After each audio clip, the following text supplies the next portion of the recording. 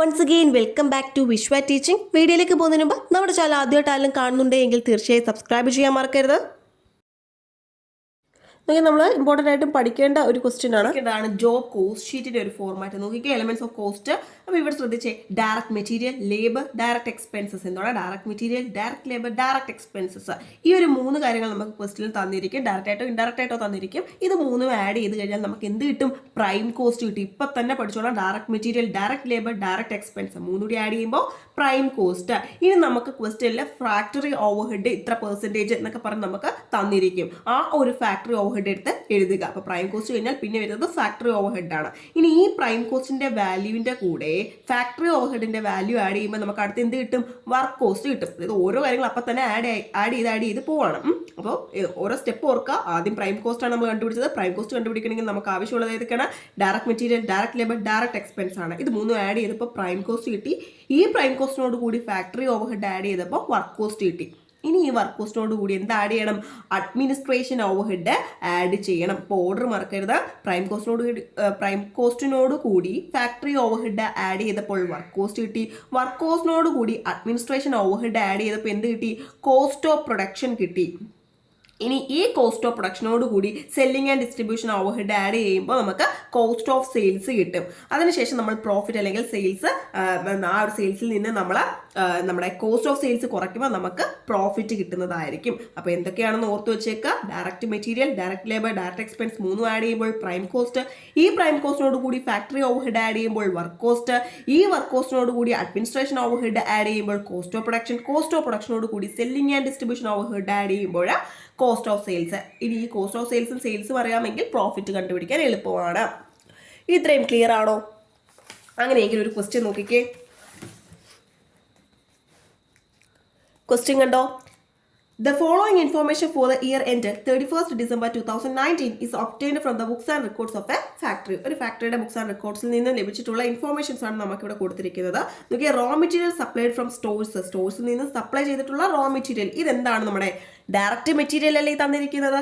ആണല്ലേ. നോക്കിയാൽ ഇവിടെ ശ്രദ്ധിച്ചു കഴിഞ്ഞാൽ നിങ്ങൾക്ക് അറിയാം, രണ്ട് കോളംസ് കൂടി കാണാം. കംപ്ലീറ്റഡ് ജോബും വർക്ക് ഇൻ പ്രോഗ്രസ്. ഇപ്പം നിങ്ങൾ വർക്ക് ഇൻ പ്രോഗ്രസിന്റെ ആ ഒരു പോർഷൻ നിങ്ങൾ വിട്ടേക്കുക. കംപ്ലീറ്റഡ് ജോബിന്റെ മാത്രം ഫോക്കസ് ചെയ്യുക.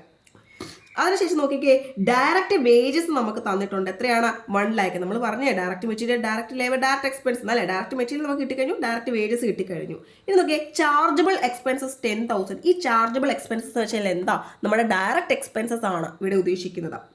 ഇനി നിങ്ങൾ ശ്രദ്ധിച്ചേ, material transfer to work in progress. അതായത് ഈ മെറ്റീരിയലിൽ നിന്ന്, അതായത് ഈ 90,000 നിന്ന് എന്ത് ചെയ്തിട്ടുണ്ട്? കുറച്ചെടുത്ത് വർക്ക് ഇൻ പ്രോഗ്രസിന് കൊടുത്തിട്ടുണ്ട്. അപ്പൊ 90,000 നിന്ന് നമ്മൾ എന്ത് കുറയ്ക്കണം? ഈ 2,000 നമ്മൾ കുറയ്ക്കേണ്ടതാണ്. കാരണം material transfer to work in progress. ഇനി എന്താ പറയുന്നത്? മെറ്റീരിയൽ റിട്ടേൺ ടു സ്റ്റോഴ്സിലേക്ക് റിട്ടേൺ ചെയ്തിട്ടുണ്ട്. എത്രയാണ്? 1,000 ആണ്. ഇതും കുറയ്ക്കേണ്ടേ അല്ലേ? ആണ്. അപ്പൊ 90,000 നിന്ന് നമ്മൾ 3,000 കുറയ്ക്കണം. ഇനി നോക്കിക്കേ, അപ്പോൾ ഇവിടെ നോക്കി നമ്മൾ ആദ്യം നമ്മൾ അതിനുശേഷം നോക്കിക്കേ, factory overhead is 80% of wages. ആ വേജസിന്റെ 80% ആണ് ഫാക്ടറി ഓവർഹെഡ് എന്ന് പറഞ്ഞിട്ടുണ്ട്. ഇനി ഓഫീസ് ഓവർഹെഡ് ഫാക്ടറി കോസ്റ്റിന്റെ 25% പറഞ്ഞിട്ടുണ്ട്. The value of executed contract during 2019 was 4,10,000. അപ്പോൾ നമുക്ക് ആ ഒരു വാല്യൂ തന്നിട്ടുണ്ട്. എത്രയാണ്? 4,10,000 തന്നിട്ടുണ്ട്. അതിനുശേഷം നമ്മളോട് പറഞ്ഞേക്കുന്നത് കൺസോൾഡേറ്റഡ് കംപ്ലീറ്റഡ് ജോബ് അക്കൗണ്ടും അതുപോലെ തന്നെ consolidated work in progress account prepare ചെയ്യണം. അതായത് ഇത് യൂസ് ചെയ്തുകൊണ്ട് കംപ്ലീറ്റഡ് ജോബ് അക്കൗണ്ടും ഇത് യൂസ് ചെയ്തുകൊണ്ട് work in progress account prepare ചെയ്യാൻ പറഞ്ഞിട്ടുണ്ട്. അപ്പം നമുക്ക് ആദ്യം consolidated completed job account prepare ചെയ്യാം. കണ്ടോ, ഹെഡൊക്കെ നമ്മൾ കൊടുക്കുന്നു. അതിനുശേഷം നമുക്കറിയാം ഡയറക്റ്റ് മെറ്റീരിയൽ എത്രയാണ്? റോ മെറ്റീരിയൽ എത്രയാണ്? 90,000 ആണ്. അപ്പോൾ നമ്മൾ എഴുതുന്നു raw material consumed supplied from stores 90,000. ഇനി ഇതിൽ നിന്ന് എന്തൊക്കെ കുറയ്ക്കണമെന്ന് നമ്മൾ പറഞ്ഞു. ഇതിൽ നിന്ന് വർക്ക് ഇൻ പ്രോഗ്രസിലേക്ക് കൊടുത്തേക്കുന്നതും അതേപോലെ സ്റ്റോഴ്സിലേക്ക് കൊടുത്തേക്കുന്നതുമായിട്ടുള്ള ഈ ഒരു 3,000 നമ്മൾ കുറച്ചു. അങ്ങനെ 90,000 നിന്ന് 3,000 കുറച്ചപ്പോൾ നമുക്ക് 87,000 കിട്ടി. ഇത്രയും ക്ലിയർ അല്ലേ? ഇനി നോക്കിക്കേ, ഇനി ക്വസ്റ്റ്യൻ രണ്ടാമത് പറയുന്നത് എന്താണ്? നമുക്ക് വേണ്ടത് എന്താണ്? ഡയറക്റ്റ് വേജസ് ആണ്. ഡയറക്റ്റ് വേജസ് എത്രയാണ് നമുക്കറിയാം? 1 lakh ആണ് അല്ലേ ഡയറക്റ്റ് വേജസ്. അപ്പോൾ നമ്മൾ എഴുതുന്നു ഡയറക്റ്റ് വേജസ് 1 lakh. ഇനി അടുത്തത് എന്താണ് വേണ്ടത്? Direct expense. ഡയറക്റ്റ് എക്സ്പെൻസ് എത്രയാണെന്ന് പറയുന്നത്? ഓക്കെ, ചാർജബിൾ എക്സ്പെൻസസ് എത്രയാണ്? 10,000 ആണ്. So chargeable expenses 10,000. ഇനി നമുക്ക് അറിയാവുന്ന കാര്യമാണ്, പ്രൈം കോസ്റ്റ് കണ്ടെത്തണം എന്നുണ്ടെങ്കിൽ നമ്മളൊരു 3 കാര്യങ്ങൾ ആഡ് ചെയ്യണം. ഏതൊക്കെയാണ്? Direct material, direct labour, direct material, direct expenses, അതേപോലെ തന്നെ ഡയറക്റ്റ് വേജസ് അല്ലേ. ഈ ഒരു 3 കാര്യങ്ങൾ ആഡ് ചെയ്തപ്പോൾ നമുക്ക് പ്രൈം കോസ്റ്റ് കിട്ടി. അപ്പോൾ നമുക്ക് എത്ര കിട്ടി? 1,97,000 ആണ് നമ്മുടെ ഇവിടുത്തെ പ്രൈം കോസ്റ്റ് എന്ന് പറയുന്നത്. അടുത്ത നമ്മൾ ഫോർമാറ്റിൽ പഠിച്ച എന്താണ്? ഫാക്ടറി ഓവർഹെഡ് ആണ്. ഇവിടെ ക്വസ്റ്റ്യൻ നോക്കിക്കേ, factory overhead is 80% of wages. വേജസിന്റെ 80% പറഞ്ഞിട്ടുണ്ട്. വേജസ് എത്രയാണ്? 1 lakh ആണ് അല്ലേ? 1 lakhന്റെ 80% എന്ന് പറഞ്ഞേ. 1 lakhന്റെ 80% അല്ലേ? 1 lakhന്റെ 80% എത്രയാണ്? 80,000 ആണ് അല്ലേ? നോക്കിക്കേ, ഫാക്ടറി ഓവർഹെഡ് 80% 80,000 എഴുതിക്കുന്നത് കണ്ടോ? ഇനി നമ്മൾ പഠിച്ചു പ്രൈം കോസ്റ്റിനോട് കൂടി ഫാക്ടറി ഓവർഹെഡ് ആഡ് ചെയ്താൽ നമുക്ക് എന്ത് കിട്ടും? വർക്ക് കോസ്റ്റ് അഥവാ ഫാക്ടറി കോസ്റ്റ് കിട്ടും അല്ലേ? വർക്ക് കോസ്റ്റ് അല്ലെങ്കിൽ ഫാക്ടറി കോസ്റ്റ് എത്രയാണ്? 2,77,000 ആണ്. അടുത്ത് നമ്മൾ പഠിച്ചിട്ടുള്ള എന്താണ്? ഓഫീസ് ഓവർഹെഡ് ആണ്. Office overhead is 25% of a factory cost. ഈ ഫാക്ടറി കോസ്റ്റ് എന്ന് പറഞ്ഞാൽ നമ്മുടെ വർക്ക് കോസ്റ്റ് ആണെന്ന് ഓർത്തോളണം. 25% ഓഫ് ഫാക്ടറി കോസ്റ്റ്. ഫാക്ടറി കോസ്റ്റിന്റെ 25% ഓഫീസ് ഓവർഹെഡ് എന്ന് പറഞ്ഞിട്ടുണ്ട്. സോ നമ്മുടെ ഫാക്ടറി കോസ്റ്റ് എന്ന് പറയുന്നത് എത്രയാണ്? 2,77,000 ആണ്. ഈ 2,77,000ന്റെ 25% എടുത്ത് കാണുക. നോക്കിക്കേ, 2,77,000 അല്ലേ? 2,77,000 ഇൻറ്റു എത്രയാണ്? 25 അല്ലേ? 25 ഡിവൈഡ് ബൈ 100 എത്ര കിട്ടുന്നു? 6,902.50 കിട്ടുന്നുണ്ട്. ഇത്രയും ക്ലിയർ ആണോ? ഇനി എന്ത് ചെയ്യണം? ഈ 2,77,000 കൂടെ 6,902.50 ആഡ് ചെയ്യുക. അപ്പം നോക്കിക്കേ, പ്ലസ് 2,77,000 അല്ലേ? ആഡ് ചെയ്യുമ്പോൾ നമുക്ക് എത്ര കിട്ടും? 3,46,250 കിട്ടും. ഇനി നോക്കിക്കേ, ഇനി നമുക്ക് അടുത്തത് നമ്മുടെ ഫോർമാറ്റ് പ്രകാരം നമുക്ക് അടുത്തത് വേണ്ടത് സെല്ലിംഗ് ആൻഡ് ഡിസ്ട്രിബ്യൂഷൻ ഓവർഹെഡ്. നമ്മുടെ ക്വസ്റ്റ്യനിൽ നോക്കിക്കേ, സെല്ലിംഗ് ആൻഡ് ഡിസ്ട്രിബ്യൂഷൻ ഓവർഹെഡ് എവിടെയെങ്കിലും കൊടുത്തിട്ടുണ്ടോ? ഇല്ല. ഇല്ലാത്ത കാര്യം നമ്മൾ എഴുതണോ? വേണ്ട. അപ്പോൾ നോക്കിക്കേ, അപ്പോൾ ഇത്രയേ ഉള്ളൂ. നമ്മുടെ അപ്പോൾ നമുക്ക് കോസ്റ്റ് ഓഫ് പ്രൊഡക്ഷൻ നമുക്ക് കിട്ടിയിരിക്കുകയാണ്. കോസ്റ്റ് ഓഫ് പ്രൊഡക്ഷൻ എന്ന് പറയുന്നത് എത്രയാണ്? 3,46,250 ആണ്. ഇനി നമുക്കറിയാം, നോക്കിക്കേ, ക്വസ്റ്റ്യനിൽ ഇവർ കൃത്യമായിട്ട് പറയുന്നുണ്ട് the value of executed contract during 2019 was 4,10,000 ആണ്. 4,10,000 ആണ് ഈ ഒരു ഇതിന്റെ വാല്യൂ എന്ന് പറയുന്നത് അല്ലേ? അപ്പോൾ നോക്കി, നമ്മൾ ഏറ്റവും അടിയിൽ നമ്മൾ 4,10,000 എഴുതുകയാണ്. ഈ 4,10,000ൽ നിന്ന് നമ്മളിപ്പോൾ കാൽക്കുലേറ്റ് ചെയ്ത് വെച്ചിട്ടുള്ള കോസ്റ്റ് കുറയ്ക്കുമ്പോൾ നമുക്ക് എന്ത് കിട്ടും? പ്രോഫിറ്റ് കിട്ടും. നോക്കിയേ, ശരിയാണോ നോക്കാം. 4,10,000 അല്ലേ? 4,10,000 മൈനസ് എത്രയാണ്? 4,10,000 അതാണ് നമ്മുടെ സെയിൽസ് വാല്യൂ എന്ന് പറയുന്നത്. അപ്പോൾ 4,10,000 മൈനസ് എത്രയാണ്? കോസ്റ്റ് ഓഫ് പ്രൊഡക്ഷൻ 3,46,250 അല്ലേ? എത്ര കിട്ടുന്നു? 6,307.50 കിട്ടുന്നു. കണ്ടോ? എന്നിട്ട് നമ്മളിവിടെ എഴുതുന്നുണ്ട്, നമ്മൾ ക്രെഡിറ്റ് സൈഡിൽ ബൈ സെയിൽസ് 4,10,000 എഴുതും. കാരണം വാല്യൂ എന്ന് പറയുന്നത് എത്രയാണ്? 4,10,000 ആണ്. കണ്ടോ? ഇത് ക്ലിയർ ആണോ? ഇത് വന്നത് വളരെ എളുപ്പമല്ലേ?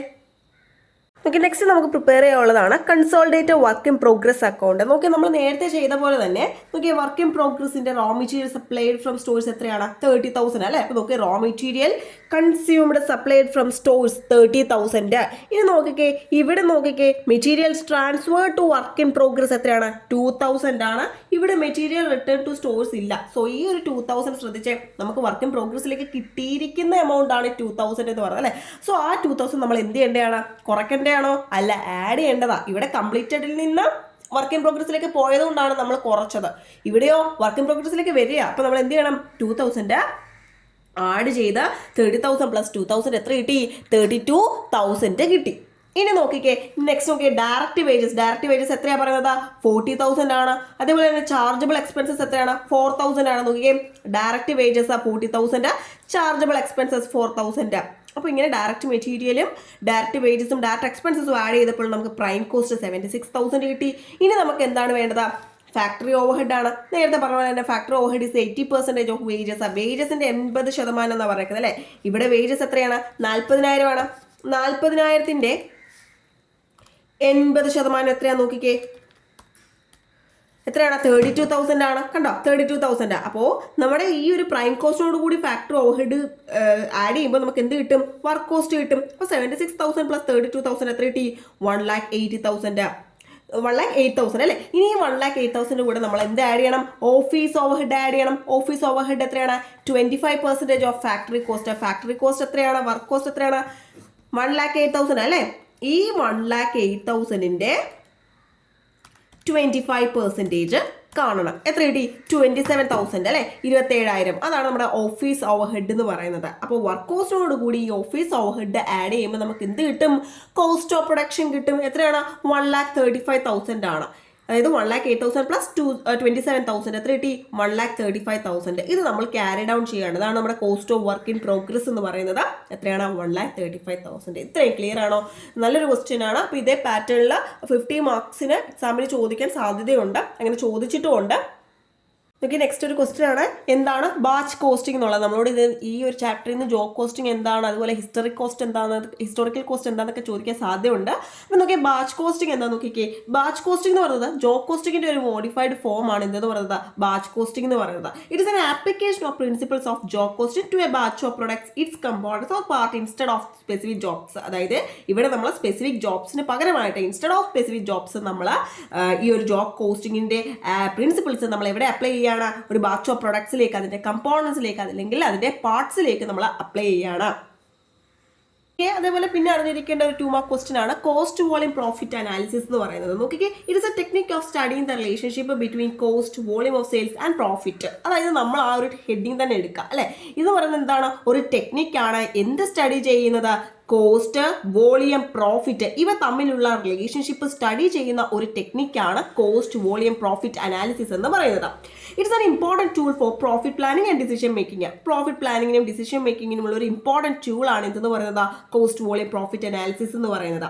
The various tools used in cost volume profit analysis are profit volume analysis, break even analysis and margin of safety ratio. അപ്പോൾ നമ്മൾ ഈ ഒരു കോസ്റ്റ് വോളിയം പ്രോഫിറ്റ് അനാലിസിസിൽ യൂസ് ചെയ്യുന്ന വിവിധ ടൂൾസ് ആണ് പറഞ്ഞിരിക്കുന്നത്. Profit volume analysis, break even analysis, അതേപോലെ തന്നെ മാർജിൻ ഓഫ് സേഫ്റ്റി റേഷ്യോ.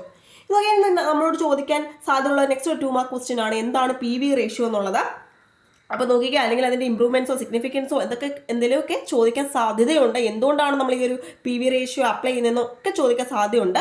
അപ്പോൾ നോക്കിക്കുക, profit volume ratio is the ratio of contribution to sales. നമുക്കറിയാലേ പ്രോഫിറ്റ് വോളിയം PV റേഷ്യോ കാണാനുള്ള ഇക്വേഷൻ എന്താണ്, contribution divide by sales into 100 ആണ് അല്ലേ. അല്ലെങ്കിൽ change in profit divide by change in sales into 100 ചെയ്താൽ മതി. അതും അല്ലെങ്കിൽ PV റേഷ്യോ കാണാനുള്ള മറ്റൊരു ഇക്വേഷൻ എന്താണ്, fixed cost into 100 divide by break even sales, അല്ല എങ്കിലോ profit into 100 divide by margin of safety അല്ലേ. അപ്പോൾ നോക്കിക്കേ, ഈ ഒരു പ്രോഫിറ്റ് ഓഫ് വോളിയം റേഷ്യോ എന്ന് പറയുന്നത് എന്താണ്, കോൺട്രിബ്യൂഷൻ ടു സെയിൽസിന്റെ ആ ഒരു റേഷ്യോ ആണ് അല്ലേ. ഇതിനെ നമ്മൾ എന്തെന്നും പറയുന്നു, അതുകൊണ്ട് തന്നെ കോൺട്രിബ്യൂഷൻ ടു സെയിൽസ് റേഷ്യോ എന്നും നമ്മൾ ഇതിനെ പറയുന്നു. It is considered to be an indicator of the profitability of the ബിസിനസിന്റെ പ്രോഫിറ്റബിലിറ്റിയെ ഇൻഡിക്കേറ്റ് ചെയ്യുന്ന ഒരു ഘടകമാണ് ഇതെന്ന് പറയുന്നത് പ്രോഫിറ്റ് വോളിയം റേഷ്യോ എന്ന് പറയുന്നത്. അതിൻ്റെ ഒരു ഇൻഡിക്കേറ്റർ ആയിട്ടാണ് ഇതിനെ കൺസിഡർ ചെയ്യുന്നത്. Higher the PV ratio, more will be the profit, and lower the PV ratio, lesser will be the profit. എത്രത്തോളം PV ratio കൂടി നിൽക്കുന്നു അത്രത്തോളം അത് പ്രോഫിറ്റിനെയാണ് സൂചിപ്പിക്കുന്നത്. ഇനി എത്രത്തോളം PV ratio കുറഞ്ഞിരിക്കുന്നു അതിൻ്റെ അർത്ഥം അവിടെ എന്താണ്, പ്രോഫിറ്റ് കുറവായിരിക്കും എന്നുള്ളതായിരിക്കും അവിടുത്തെ ആ ഒരു മീനിങ് എന്ന് പറയുന്നത്. അതേപോലെ നമ്മളോട് ചോദിക്കാൻ സാധ്യതയുള്ള നെക്സ്റ്റ് ഒരു ക്വസ്റ്റൻ ആണ്, എന്താണ് ബ്രേക്ക് ഈവൻ പോയിന്റ് എന്ന് ചോദിക്കാം. The point at which total sales line intersect the total cost line. Total cost ലൈനും ടോട്ടൽ സെയിൽസ് ലൈനും ഇന്റർസെക്ട് ചെയ്യുന്ന ആ ഒരു പോയിന്റ് ആണ് എന്തെന്ന് പറയുന്നത് ബ്രേക്ക് ഈവൻ പോയിന്റ് എന്ന് പറയുന്നത്. Break even point can be determined drawing a perpendicular line to the X axis from the break even point. നമ്മൾ ആ ഒരു ചാർട്ട് വരച്ചപ്പോൾ നമ്മളത് പറഞ്ഞായിരുന്നു അല്ലേ. നോക്കിക്കേട്ടോ, ഒരു പെർപെൻഡിക്കുലർ ലൈൻ എക്സ് ആക്സിസിൽ നിന്ന് നമ്മൾ ഡ്രോ ചെയ്താൽ നമുക്ക് എന്ത് കാണിക്കാം, ബ്രേക്ക് ഈവൻ ചാർട്ട് നമുക്ക് അല്ലെങ്കിൽ ബ്രേക്ക് ഈവൻ പോയിന്റ് നമുക്ക് ഇൻഡിക്കേറ്റ് ചെയ്യാനായിട്ട് സാധിക്കും എന്നുള്ളതാണ്. അപ്പോൾ ഇത്ര ഓർക്കുക, ബ്രേക്ക് ഈവൻ പോയിന്റ് എന്ന് പറഞ്ഞു കഴിഞ്ഞാൽ ടോട്ടൽ സെയിൽസ് ലൈനും ടോട്ടൽ കോസ്റ്റ് ലൈനും ഇന്റർസെക്ട് ചെയ്യുന്ന ആ ഒരു പോയിന്റ് ആണ് ബ്രേക്ക് ഈവൻ പോയിന്റ് എന്ന് പറയുന്നത്. ഓക്കെ, നെക്സ്റ്റ് ഒരു ക്വസ്റ്റൻ ആണ്, key factor or limiting factor. എന്താണ് ലിമിറ്റിംഗ് ഫാക്ടർ, എന്താണ് കീ ഫാക്ടർ എന്ന് നോക്കിക്കേ. A key factor or limiting factor is one which restrict production. നമ്മുടെ പ്രൊഡക്ഷനെ തടസ്സപ്പെടുത്തുന്ന ഒരു ഫാക്ടർ, അതാണ് നമ്മൾ എന്തെന്ന് പറയുന്നത് കീ ഫാക്ടർ അല്ലെങ്കിൽ ലിമിറ്റിംഗ് ഫാക്ടർ എന്ന് പറയുന്നത്. It may be the shortage of material. അത് മെറ്റീരിയലിന്റെ ഷോർട്ടേജ് ആകാം, ലേബറിന്റെ ഷോർട്ടേജ് ആകാം, പ്ലാന്റിന്റെ ഷോർട്ടേജ് ആകാം, കപ്പാസിറ്റി ആകാം, ഓർ ഈവൻ സെയിൽസിന്റെ ആകാം അല്ലെ. In short it is A scarce factor. ഏറ്റവും നമുക്ക് ദൗർലഭ്യമായിട്ട് അല്ലെ, ഏറ്റവും നമുക്ക് കുറവായി കിട്ടുന്ന അല്ലെങ്കിൽ നമ്മുടെ ആ ഒരു പ്രൊഡക്ഷനെ തടസ്സപ്പെടുത്തുന്ന എന്താണോ ആ ഒരു ഫാക്ടറിനെയാണ് നമ്മൾ കീ ഫാക്ടർ അല്ലെങ്കിൽ ലിമിറ്റിംഗ് ഫാക്ടർ എന്ന് പറയുന്നത്. നെക്സ്റ്റ് ജോബ് കോസ്റ്റിംഗ് ആണ്. നമുക്ക് എന്താണ് job costing? Job costing is a method of costing used to determine the cost of non standard jobs carried out according to customer specific കസ്റ്റമേഴ്സിന്റെ specification അനുസരിച്ച് നമ്മൾ carry out ചെയ്യുന്ന non standard jobs, ആ ഒരു non standard ജോബ്സിന്റെ cost determine ചെയ്യാൻ use ചെയ്യുന്ന മെത്തേഡാണ് ഇതെന്ന് പറയുന്നത് ജോബ് കോസ്റ്റിംഗ് എന്ന് പറയുന്നത്. It is designed for undertaking specific order of work to satisfy the specific requirement of customers. നേരത്തെ പറഞ്ഞ പോലെ തന്നെ കസ്റ്റമേഴ്സിന്റെ സ്പെസിഫിക് റിക്വയർമെന്റ്സ് മീറ്റ് ചെയ്യാൻ വേണ്ടി അണ്ടർടേക്കിംഗ് ചെയ്യുന്ന അല്ലെങ്കിൽ അത്തരത്തിൽ നമ്മൾ അഡോപ്റ്റ് ചെയ്യുന്ന ഒരു മെത്തേഡാണ് ഇതെന്ന് പറയുന്നത് ജോബ് കോസ്റ്റിംഗ് എന്ന് പറയുന്നത്. അപ്പോൾ അതുമായിട്ട് ബന്ധപ്പെട്ട് നമ്മൾ ബാച്ച് ക്വസ്റ്റ്യൻ നമ്മൾ പറഞ്ഞു. നോക്കി ഇനി നെക്സ്റ്റ് എക്കണോമിക് ബാച്ച് ക്വാണ്ടിറ്റി എന്താ നോക്കാം. എക്കണോമിക് ബാച്ച് ക്വാണ്ടിറ്റി എന്ന് പറയുന്നത് എന്താണ്? It is the optimal level or size of batch at which production is most economical. ഈ ഒരു ഏറ്റവും ഒപ്റ്റിമൽ ലെവൽ ആയിരിക്കും, അല്ലെങ്കിൽ ആ ഒരു സൈസ് ഓഫ് ബാച്ച് ആയിരിക്കും അവിടെ പ്രൊഡക്ഷൻ എന്ന് പറയുന്നത് മോസ്റ്റ് എക്കണോമിക്കൽ ആയിരിക്കും എന്നുള്ളതാണ്. അതായത് ആ ഒരു ക്വാണ്ടിറ്റിയിൽ നമ്മുടെ കോസ്റ്റ് ഓഫ് പ്രൊഡക്ഷൻ എന്ന് പറയുന്നത് അവിടെ എന്തായിരിക്കും? മിനിമം ആയിരിക്കും എന്നുള്ളതാണ്. അതാണ് പറയുന്നത് it is that quantity at which the cost per unit is minimum. ആ ഒരു യൂണിറ്റിൽ അല്ലെങ്കിൽ ആ ഒരു ക്വാണ്ടിറ്റിയിൽ കോസ്റ്റ് പെർ യൂണിറ്റ് എന്ന് പറയുന്നത് എന്തായിരിക്കും? മിനിമം ആയിരിക്കും. It determines how much to produce at a time. എത്ര നമുക്ക് പ്രൊഡ്യൂസ് ചെയ്യാം, മറ്റേ ടൈമിൽ നമുക്ക് എത്ര പ്രൊഡ്യൂസ് ചെയ്യാം എന്ന് ഡിറ്റർമൈൻ ചെയ്യുന്ന ആ ഒരു പോയിന്റ് ആണ് ഇതെന്ന് പറയുന്നത്, അല്ലെങ്കിൽ ആ ഒരു ഇതാണ് എന്ത് പറയുന്നത്? എക്കണോമിക് ബാച്ച് ക്വാണ്ടിറ്റി എന്ന് പറയുന്നത്. പിന്നെ നമ്മൾ നോക്കേണ്ട കാര്യം നോക്കിയേ, ബ്രേക്ക് ഈവൻ പോയിന്റ് പറഞ്ഞപ്പോൾ ഒരു കാര്യം വിട്ടുപോയി. ബ്രേക്ക് ഈവൻ പോയിന്റ് എന്ന് പറയുന്നത് എന്താണ്? Is the point where there is neither profit nor loss. അവിടെ പ്രോഫിറ്റും കാണത്തില്ല, ലോസും കാണത്തില്ല. അങ്ങനെ ഒരു പോയിന്റ് ആണ് എന്തെന്ന് പറയുന്നത്? ബ്രേക്ക് ഈവൻ പോയിന്റ് എന്ന് പറയുന്നത്. അതാണ് പറയുന്നത് നെയ്തർ പ്രോഫിറ്റ് നോർ ലോസ്. പിന്നെ നമ്മൾ പറഞ്ഞ പോലെ തന്നെ ടോട്ടൽ സെയിൽസ് ലൈനും ടോട്ടൽ കോസ്റ്റ് ലൈനും ഒക്കെ കൂട്ടിമുട്ടുന്ന ഒരു പോയിന്റ് ആണ് ബ്രേക്ക് ഈവൻ പോയിന്റ് എന്ന് പറയുന്നത്. പിന്നെ നമ്മൾ അറിഞ്ഞിരിക്കേണ്ടത് എന്താണ് മാർജിനൽ കോസ്റ്റിംഗ് എന്ന് അറിഞ്ഞിരിക്കണം. മാർജിനൽ കോസ്റ്റിംഗ് എന്ന് പറയുന്നത് എന്താണ്? It's a technique of costing. It is useful for decision making and profit planning. Decision മേക്കിങ്ങിനും പ്രോഫിറ്റ് പ്ലാനിങ്ങിനും ഒക്കെ യൂസ്ഫുൾ ആയിട്ടുള്ള ഒരു ടെക്നിക്കാണ് ഇതെന്ന് പറയുന്നത് മാർജിനൽ കോസ്റ്റിംഗ് എന്ന് പറയുന്നത്. In marginal costing only variable cost are charge to production. പ്രൊഡക്ഷനിലേക്ക് നമ്മൾ എന്ത് മാത്രമേ ചാർജ് ചെയ്യത്തുള്ളൂ? വേരിയബിൾ കോസ്റ്റ് മാത്രമേ ചാർജ് ചെയ്യത്തുള്ളൂ. Fixed cost are not allocated to cost unit and these are written off against contribution margin. ഇത് നമ്മൾ ഒരിക്കലും ഈ ഒരു പറഞ്ഞ പോലെ ഫിക്സഡ് കോസ്റ്റ് നമ്മൾ അലോക്കേറ്റ് ചെയ്യത്തില്ല. നമ്മൾ വേരിയബിൾ കോസ്റ്റ് മാത്രമേ എന്ത് ചെയ്യത്തുള്ളൂ? പ്രൊഡക്ഷനിലേക്ക് ചാർജ് ചെയ്യത്തുള്ളൂ. നെക്സ്റ്റ് ആണ് സീറോ ബേസ്ഡ് ബഡ്ജറ്റിംഗ് അഥവാ ZBB എന്ന് പറയുന്നത്. നോക്കിയേ, ZBB is an analytical approach to budgeting. അതായത് ബഡ്ജറ്റിന് ഒരു അനലിറ്റിക്കൽ അപ്രോച്ച് ആണ് ഏതെന്ന് പറയുന്നത്? ZBB അഥവാ സീറോ ബേസ്ഡ് ബഡ്ജറ്റിംഗ് എന്ന് പറയുന്നത് അല്ലേ. It starts the budgeting exercise from zero or scratch. ഇത് സ്റ്റാർട്ട് ചെയ്യുന്നത്, അതായത് ബഡ്ജറ്റിംഗ് എക്സസൈസ് സ്റ്റാർട്ട് ചെയ്യുന്നത് സീറോയിൽ നിന്ന് സ്ക്രാച്ചിൽ നിന്നായിരിക്കും.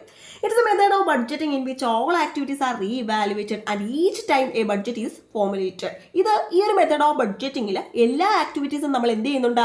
റീഇവാലുവേറ്റ് ചെയ്യുന്നുണ്ട്. ഇങ്ങനെ ഓരോ തവണ റീഇവാലുവേറ്റ് ചെയ്യുമ്പോഴും നമ്മൾ എന്ത് ചെയ്യുന്നുണ്ട്? ബഡ്ജറ്റ് ഫോർമുലേറ്റ് ചെയ്യുന്നുണ്ട്.